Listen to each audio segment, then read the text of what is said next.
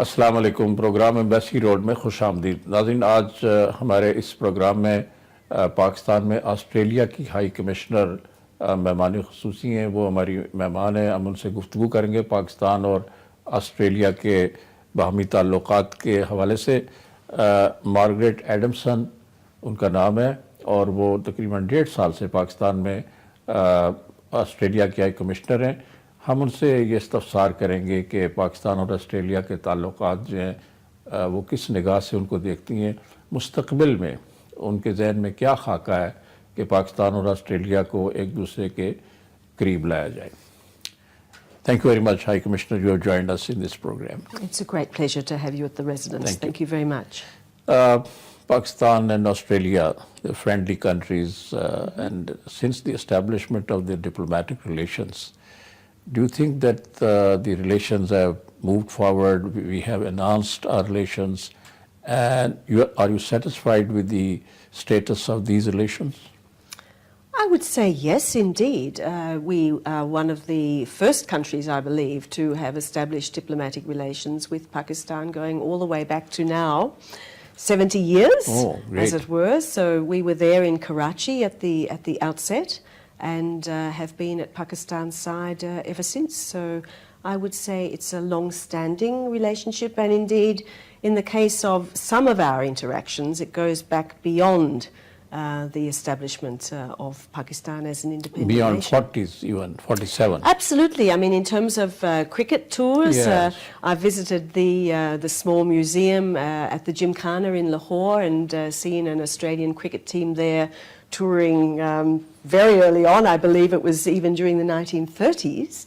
And we've had an officer at the Quetta Staff College all the way back to 1910, and that's a pretty continuous, process of having someone attached at a senior level to that college. Yes, but yes, sports is one tool which you could use to promote relations between Pakistan and Australia, but in other realms of life, other spheres of life, like for instance, economy is very important, trade is very important. Yes. Do you have any plan to enhance or to boost relations between the two countries in these two areas? Well, you're certainly correct in that regard. And indeed, when Foreign Minister Bishop was visiting Pakistan in 2015, which was just before my own arrival, she noted indeed that this was one area of work for both of our countries to do, and so that was very much agreed. Of course, you know, geographically our countries are a little distant, but I would say that that's really no excuse. We have plenty of potential. And I think that that is something that we will see both myself and the counterpart High Commissioner, Madam Chohun, working energetically on. I have been pleased just over the last months actually to witness some growth of a very low base, I will note, but some growth in the trade figures between our two nations. And so, you know, we have certainly gone over the 1 billion mark, and that has been $1 billion Australian dollars, two-way trade, and that is quite significant really when one is looking at quite a low base there. But High Commissioner, which areas the trade could be expanded more? I mean, is it agriculture, is it textile or leather industry or surgical goods which Pakistan is producing? Well, all of those things you mentioned are possibilities. I mean, we have quite a long-standing relationship in terms of, you mentioned surgical equipment from, no doubt, Sialkot, some of the textile exports, which are really quite signature exports also for Pakistan. They find their way to Australia. And from our side, we see commodities, for example, certainly in the lentils, also in the wheat areas. These have been the staples, if you like, of the bilateral trade relationship. But I think there's potential in some of the other areas of a contemporary, you know, trading relationship, beyond just commodities, but also into services in particular. And here we are seeing really quite good growth in the area of education services from Australia. There are many thousands of Pakistani students yes, studying in Australia, and that of course has other dividends as well. But then too we are seeing consultancies being purchased from Australia in the areas of agricultural expertise, mining expertise, water expertise as well. So these are all areas that I see as quite prospective as Pakistan's own economic development takes off. Talking about education, as you have mentioned, thousands of Pakistanis are pursuing Yes. higher education in Australia. There could be expansion in that field. I mean, more students could go, or there are some impediments and constraints. Well, the impediments or constraints, certainly in terms of privately funded, self-funded students, the only constraint is that they satisfy visa requirements, and that would be the case of Australian students coming also to Pakistan. You have your own visa requirements. And indeed, I suppose in terms of their own financial circumstances, if they choose to study off their own account.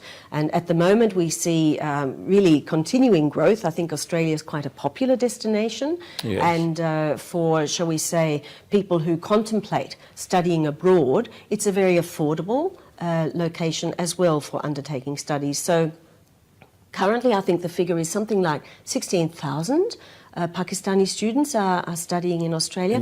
And on top of that, as a long-standing element of our aid program to Pakistan, and that is a very long-standing program of support for Pakistan's development. We've been offering scholarships ever since the Colombo Plan got underway, and this was a regional program of scholarships which dates back to the 1950s. So every year we are sending Pakistani scholars out to do master's programs in Australia.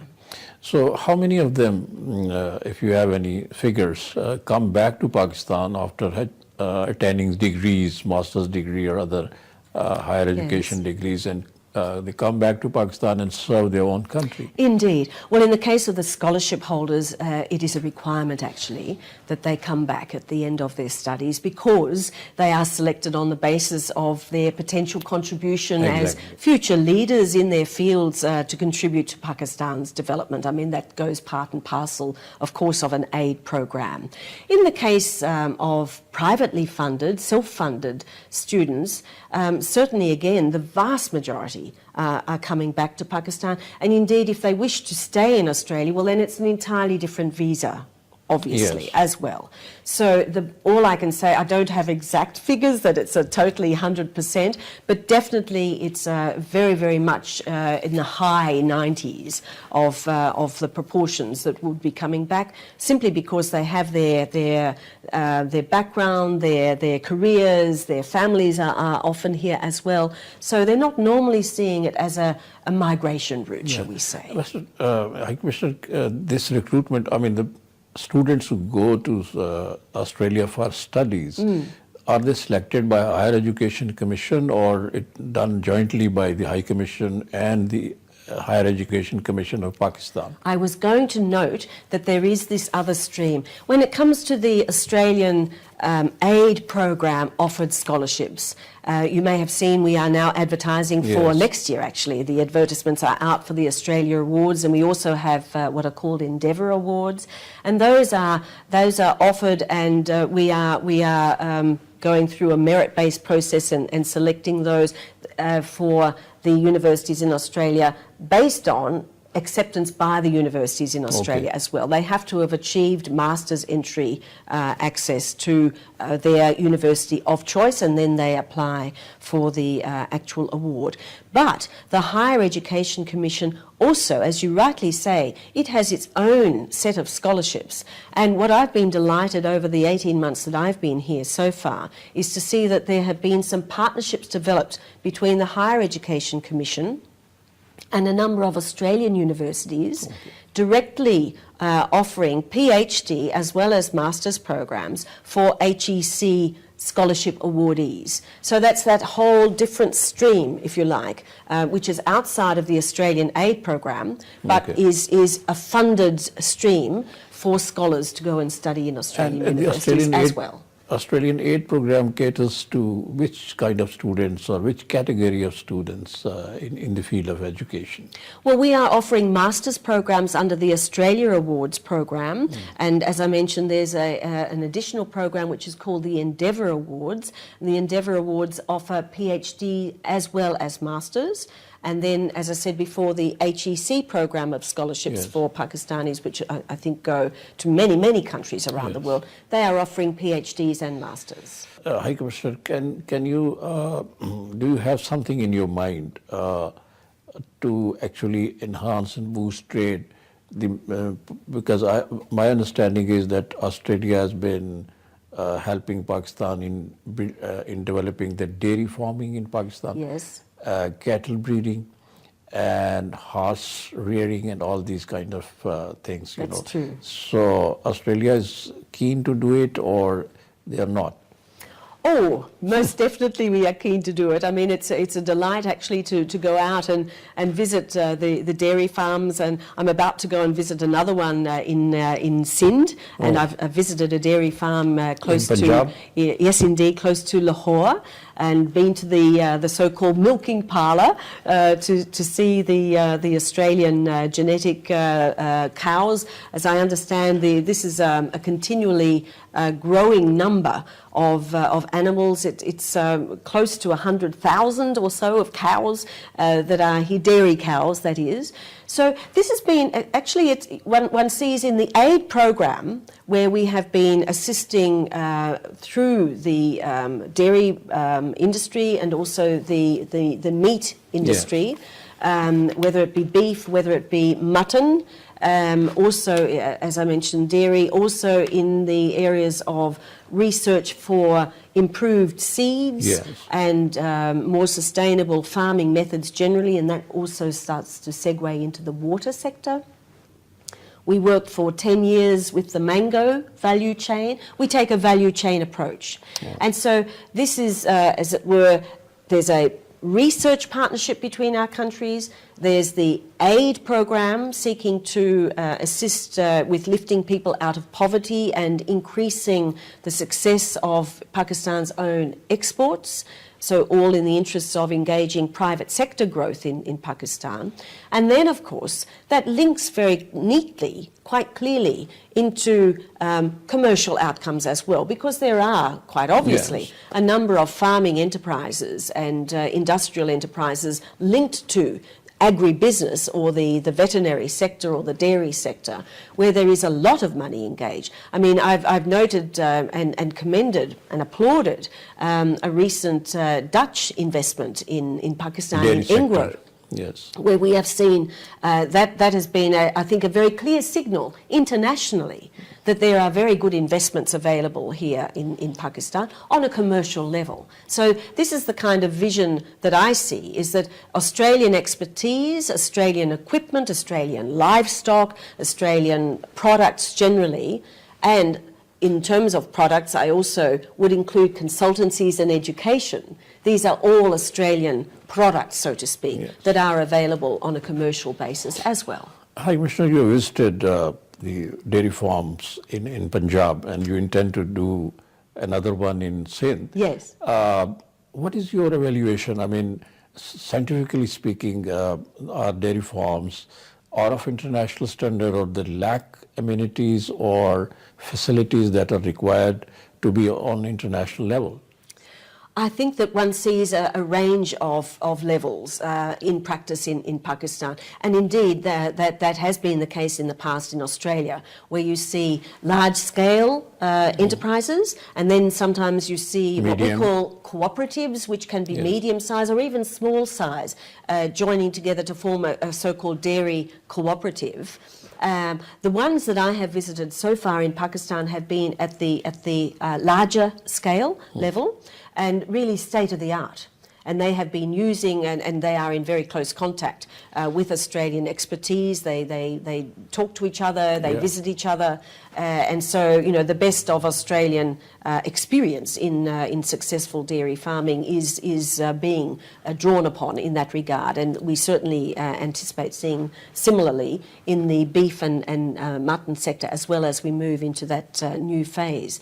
But of course, I mean, there's a huge array of medium and right down to really tiny enterprises, or even on a family level, where people are commercially producing milk through their few animals and delivering or having collected the milk for channeling through into that's right into the overall dairy supply. I mean, I understand Pakistan is right up in the top 5 globally of dairy countries in the world. So one doesn't have to do too much math to imagine with an overarchingly efficient and modern dairy sector in Pakistan, what an important global player Pakistan can be just in the dairy sector, let alone in the beef sector as well. Okay. Commissioner, thank you. We'll take a short break and then we'll continue this discussion. नाज़रीन, एक मुख्तसर break लेते हैं. Break से वापसी के बाद हम पाकिस्तान में ऑस्ट्रेलिया के हाई कमिश्नर से मज़ीद गुफ्तगू करेंगे. वो हमें बता रही हैं पाकिस्तान में डेयरी फार्मिंग में ऑस्ट्रेलिया की बहुत इम्कानात हैं मदद के, और पाकिस्तान में वो डेयरी फार्मिंग की तारीफ़ कर रही हैं और वो कह रही हैं कि इस शोबे में पाकिस्तान काफ़ी आगे. हम पाकिस्तान और ऑस्ट्रेलिया के बाहमी ताल्लुकात पे बातचीत कर रहे हैं. High Commissioner, the other area that you mentioned is water. Water is very important for Pakistan. Some experts believe that Pakistan is not using the water potential it has to use it for agriculture purposes or to producing hydropower. What's your take? Pakistan and Australia have been working together actually as collaborative research partners since the 1980s on water issues. And it's precisely because, like Pakistan, Australia also has very serious water issues. And like Pakistan, Australia is also a federation. So we have a lot of devolved powers out to what we call states. And so there is that similar experience both in terms of water needs, but also in terms of our governance approaches. And so this research partnership that we've been engaged in has been a very fruitful partnership for both sides in gathering data in terms of sustainable water use, and not just in terms of our major river systems, but also in terms of groundwater. And how we can, together, as it were, develop systems for more efficient use of water, conserving water, and of course, as you note, it's not just agriculture, it's also industry, it's also our cities and towns, and it's also, of course, the environment. The environment, the natural environment does also need water. So these are areas where we are working very collaboratively, and a mass of data is now available, and shared between our two countries. In fact, later this month we will have another delegation coming from Australia. It's happening all the time, but I'm just noting that we have this delegation coming to actually launch in Pakistan what we have recently done in Australia, to launch, as it were, a new bundling together of our efforts in the water sector. In Australia, it's called the Australian Water Partnership, and we will be launching that partnership Pakistan chapter, as it were, in terms of really focusing the bilateral efforts that we have with the focus on Pakistan.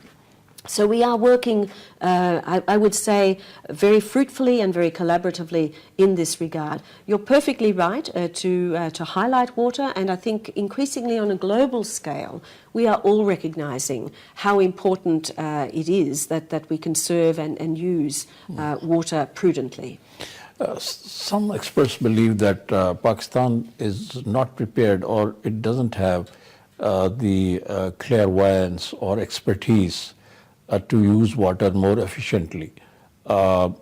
lot of water is being abused or it is being wasted because we don't have the required technologies or required knowledge or required expertise. What's your opinion on this? Well, I think again it comes to a sharing of information. I think that there is a lot of information available and a lot of data has been collected, and certainly the engagements that I have had at various levels here in Pakistan has revealed to me that there is definitely a clear appreciation of how important it is to, shall we say, broaden the understanding through the nation. And that means at all levels, all the way down, we say in Australia, to the farm gate. I think a farmer is the person who probably understands most acutely, because the farmer... The requirements indeed, of water. Yeah. They really do. And also in terms of the, shall we say, irrigation methods, again, there's always scope for improvement. And I think that what we are seeing is an increasing alertness to the need, as I said, for effective communication, education, implementation of, shall we say, more modern methods where they are needed. Agriculture is another field that Pakistan is focusing on, and we have state-of-the-art research organization like Pakistan Agriculture Research Council, National Agriculture Research Center, etc. So are you satisfied with the level of research that is being conducted in these organizations? Have you been able to visit them?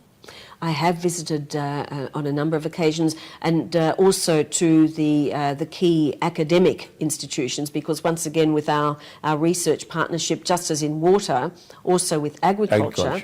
Pakistan has been a priority nation for the Australian Centre for International Agricultural Research, and again that partnership goes back at least to the 1980s, if not even older.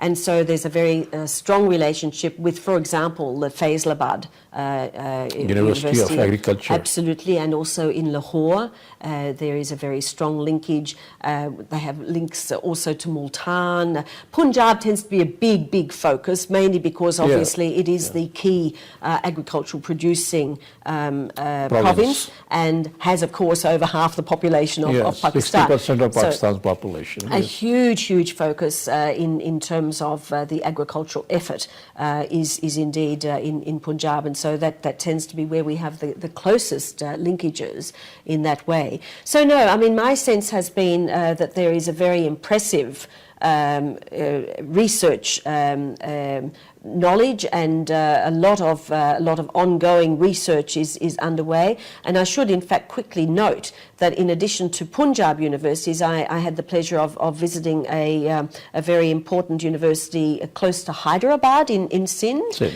where also a lot of research is underway, in particular in the water related areas.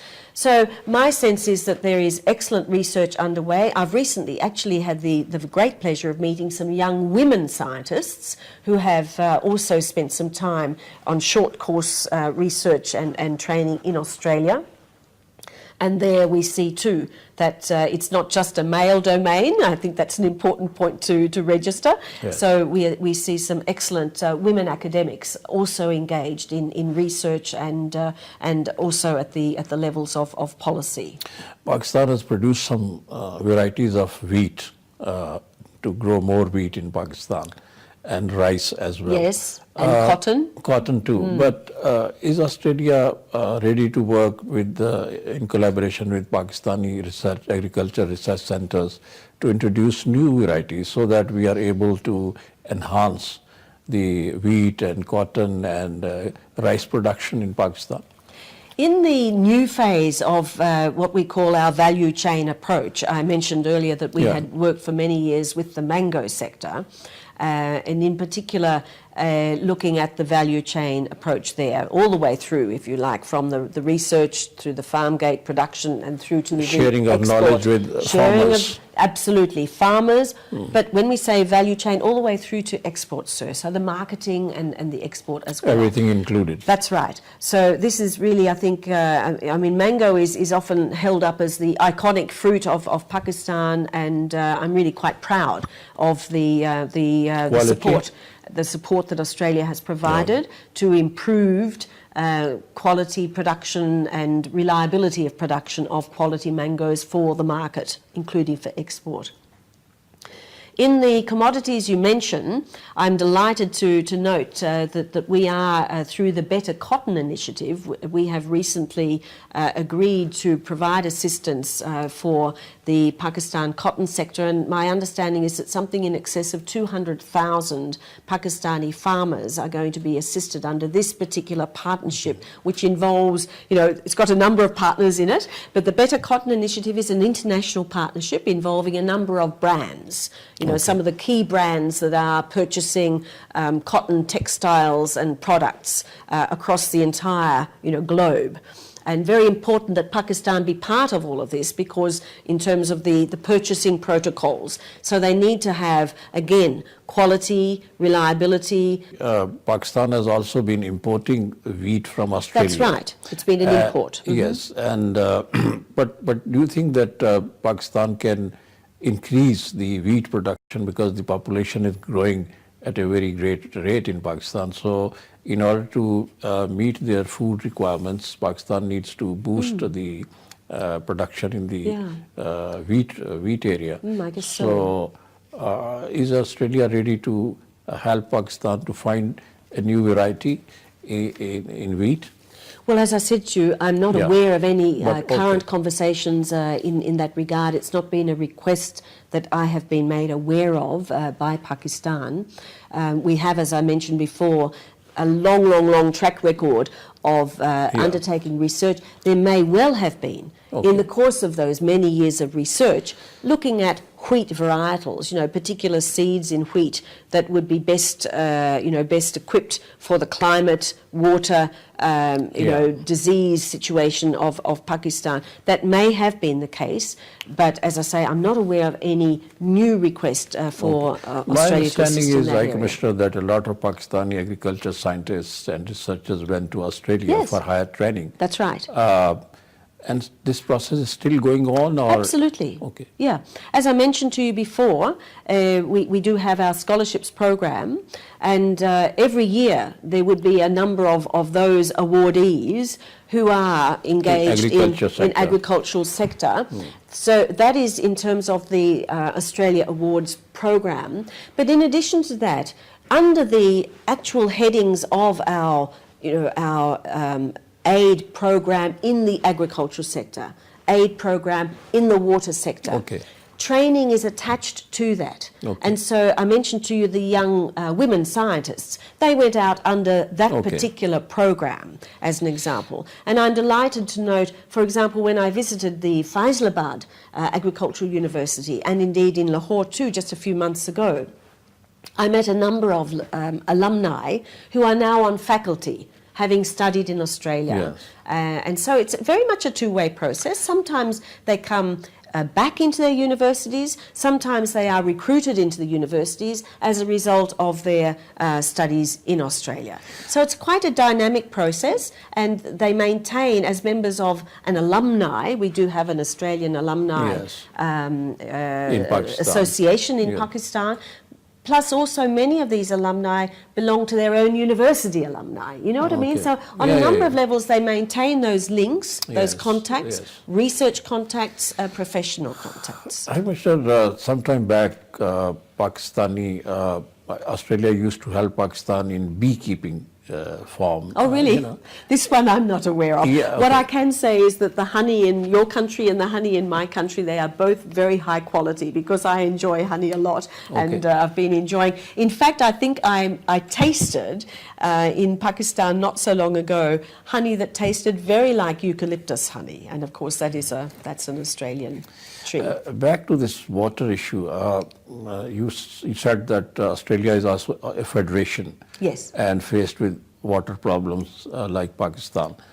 We have established an organization, IRSA, Indus River, distribution system for water. Yes. So you have some arrangement in Australia on this pattern? We certainly do, and that's one of the areas where we share experience. So it's not just a matter of collecting statistical data about water flows. We are also looking at each other's experience as federations, as we need to look at how our different provinces or states cooperate with each other in the sharing of water. So in Australia we have what is called the Murray-Darling Basin Authority, because the Murray-Darling Basin, that is Australia's Indus. And our agriculture fundamentally relies on the Murray-Darling, just as you rely fundamentally on the Indus. Yeah, but do the dispute arise among the various states there?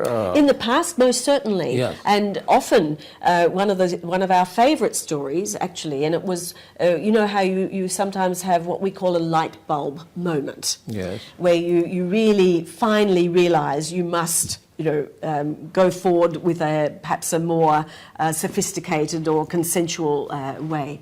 We got to the point in Australia where we had actually over-allocated all the water of the Murray-Darling, and so quite clearly this just could not be sustained. Yes. And so that was our light bulb moment, whereby we realised across all of the states involved, equivalent to your provinces, that we needed to work together to create a system, just distribution of water. Just distribution of water. Yes. So that has been Australia's experience, and I have to say to you, it's not particularly a long experience, because this light bulb moment only arose over once only. Well, it only came within the last decade, is what I'm saying to you, because up until then we had serious disputes between our different states, and that was the situation. And so I think when you have a federation, it does these kinds of problems do arise. Yes. Yeah, that's exactly right. And I think water is of a particular, particularly important example of the need to work cooperatively together. Thank you, Commissioner. We'll take another short break. नाज़रीन एक मुख्तर break लेते हैं. Break से वापसी के बाद हम पाकिस्तान में ऑस्ट्रेलिया के Pakistan is suffering from energy crisis. As you know, you have read a lot of stories about it, and almost in your stay in Pakistan, 1.5 years, you must have become familiar with the problem.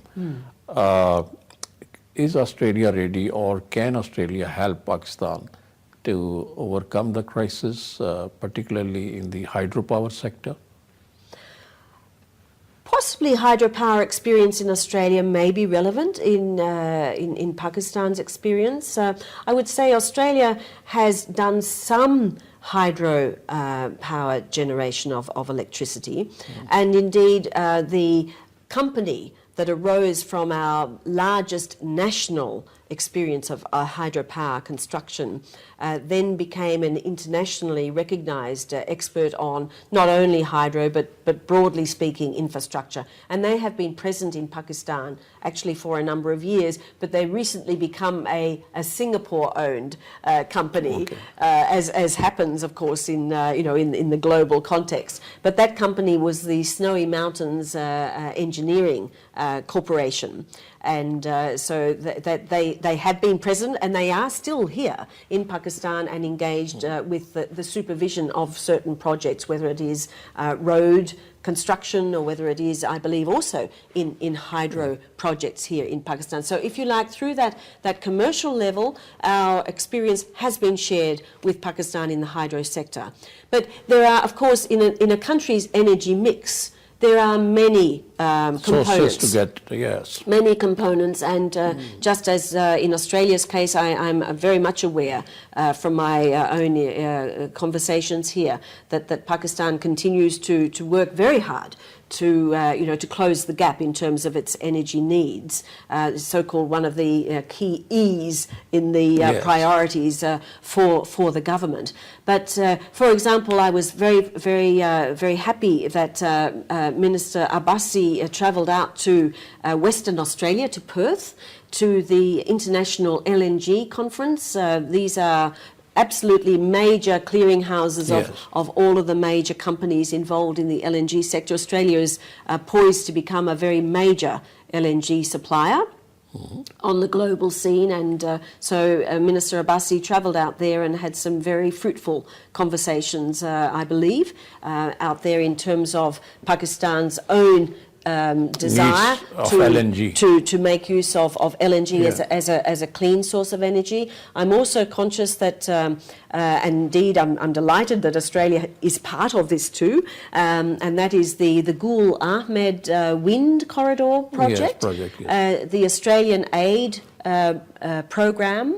Our Australian aid funds have been part of that consortium, which is the Infraco Asia consortium, which is all part of that Yes. particular groundbreaking project, I would say. Very innovative. It's the first time for Pakistan. So that's another where Australia is engaged in support of Pakistan's energy needs. And also, I note that in the area of non-renewables, that Pakistan is endowed with a very, like we are too in Australia, a very strong endowment of coal. And so Australia too, we have a absolutely world-class reputation. Again, a value chain reference that I would make, because it's not just about the actual mining. You know, to successfully mine, and then of course to project into the grid, the electricity grid. There are just so many aspects. Commissioner, there is a great opposition to producing electricity through coal because of the environmental hazards. That is why you need mitigation. You need mitigation. I mean, I think that the consensus would be that coal will be part of energy generation for some time to come, globally. There really, as the world is moving, of course, very responsibly towards cleaner energy systems. But even using coal, you can take measures to reduce the emissions that emerge from these kinds of energy power plants, whether it is black coal or whether it is brown coal. So that is Australian expertise that we also have available for Pakistan. Okay. The renewable resources of energy like wind and solar, Pakistan is also seeking energy from these sources. Yes. So is Australia ready, or does Australia have the expertise to share with Pakistan?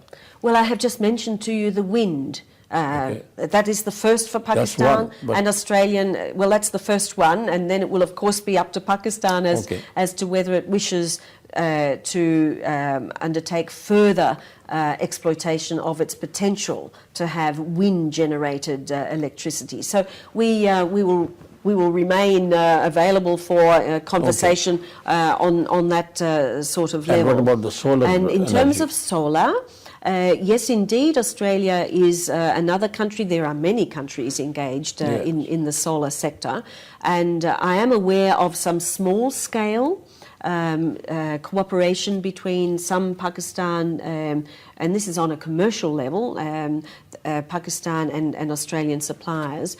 Overwhelmingly, I might note that the production of the actual units is coming, I believe, from China these days. Yes. So that is part of the. Well, I think I think on a global level, China simply produces the vast bulk of the solar, the componentry that goes into solar farms. And so I'm simply noting that when it comes to the supply, you know, if I were to say I would love to export to Pakistan Australian solar units, that probably wouldn't happen because of the distance. China is a very, very efficient producer, and China, of course, is a much closer neighbour. Closer, yeah. So when it comes to research, there may be some opportunity for some further interaction between our two countries in the area of solar power. So what's your take on CPEC, China-Pakistan Economic Corridor? It's in discussion, and many regional countries are ready to become a part of CPEC. What's your own take on this? Well, I think that any package of investment is very welcome. I mean, investment to attract investment from any source for any country is of course a competitive thing, and I think that Pakistan has of course a very welcome injection of considerable investment from China. Yes. So I think that globally we are welcoming the opportunity that is there for Pakistan infrastructure to take advantage of this investment, because it's not only, as it were, investment that comes in from a particular source and then helps to build that infrastructure, but once the improved infrastructure is there, then of course that lifts the overall economy to a higher level, and potentially makes Pakistan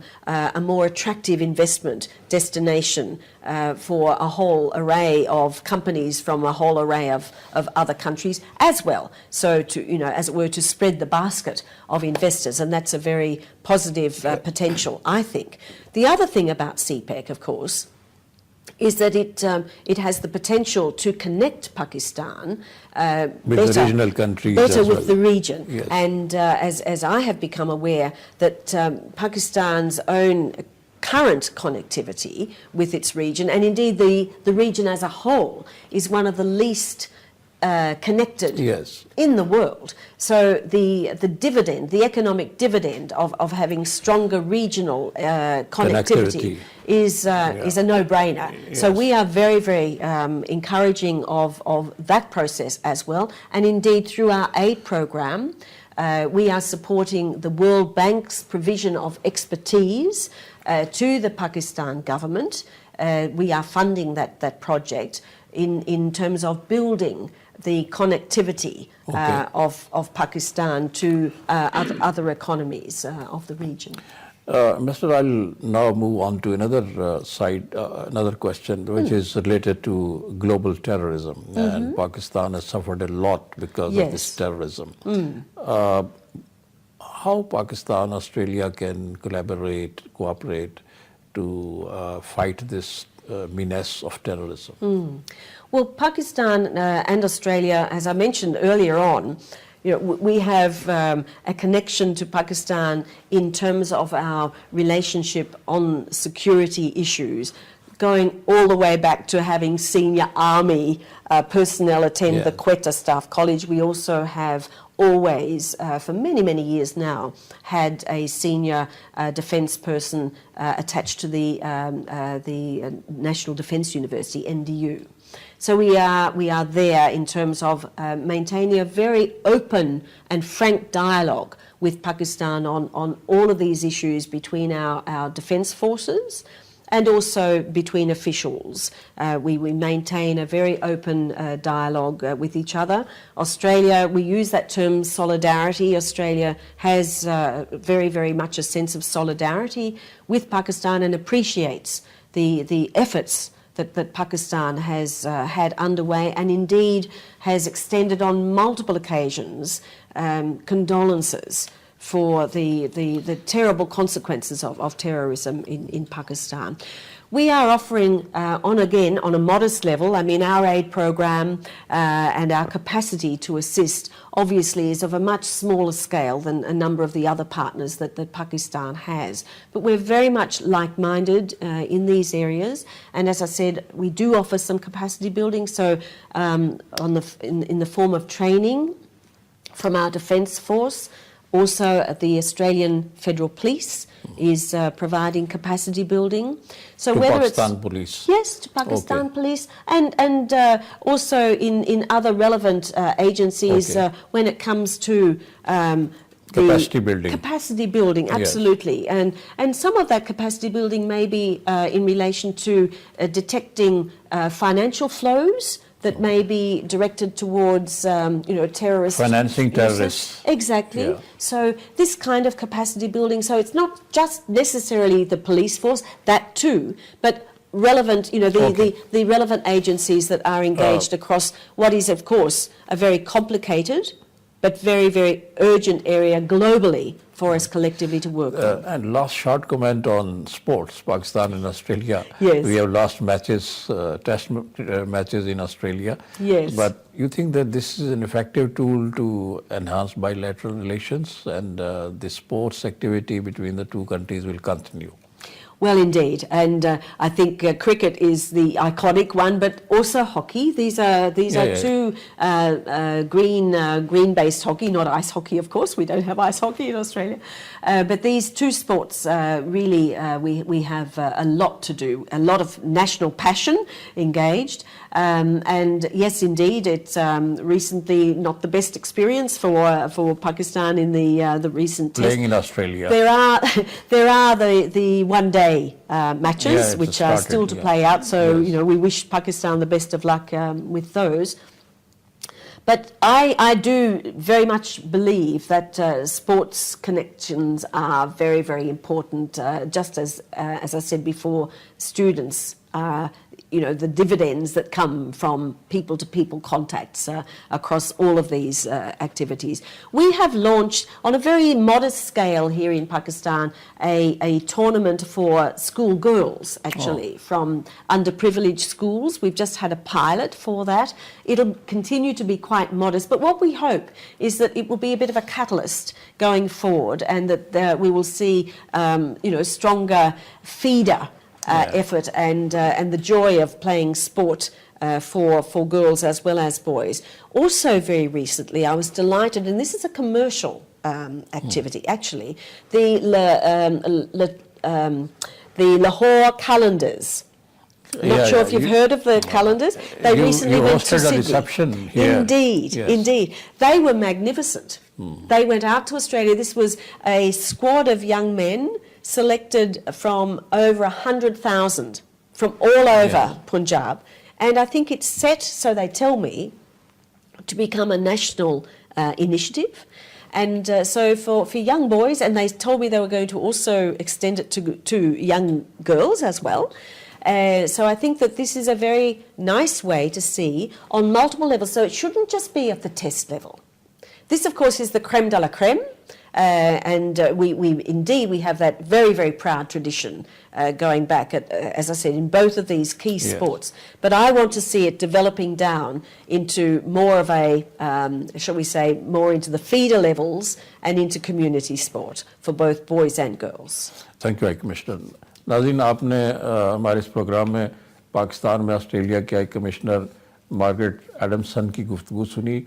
उन्होंने पाकिस्तान और Australia के बाहमी ताल्लुकात की एक तारीख़ दी है। उनका कहना है कि पाकिस्तान और ऑस्ट्रेलिया के ताल्लुकात की तारीख़ पाकिस्तान के क़याम से पहले से शुरू होती है, और अब तक पाकिस्तान और ऑस्ट्रेलिया के दरमियान ताउन जो है वो जारी है और जारी रहेगा। उन्होंने कहा कि बताया कि ज़राअत के शोबे में और इसके अलावा दूसरे तमाम शोबों में दोनों मुल्कों में ताउन जो है उसमें वसअत आ रही है, और ऑस्ट्रेलिया पाकिस्तान की इन शोबों में मदद कर रहा है, ख़ास तौर पर ज़राअत के शोबे में, डेयरी फार्मिंग में। और उन्होंने ये कहा कि खेलों के ज़रिए पाकिस्तान और ऑस्ट्रेलिया के दरमियान ताल्लुकात को बेहतर बनाने के लिए बहुत कुछ किया जा सकता है। और उन्होंने बाज़ इनिशिएटिव्स का जिक्र किया है कि पाकिस्तान और ऑस्ट्रेलिया के दरमियान ताल्लुकात बेहतर बनाने के लिए खेलें किस तरह का किरदार अदा कर सकती है। इसी के साथ ये प्रोग्राम ख़त्म होता है। जावेद सिद्दीक़ को इजाज़त दीजिए। खुदा हाफिज़। Thank you very much, High Commissioner. It's pleasure. Pleasure, Javed. No, great pleasure to meet you as well. Thank you very much.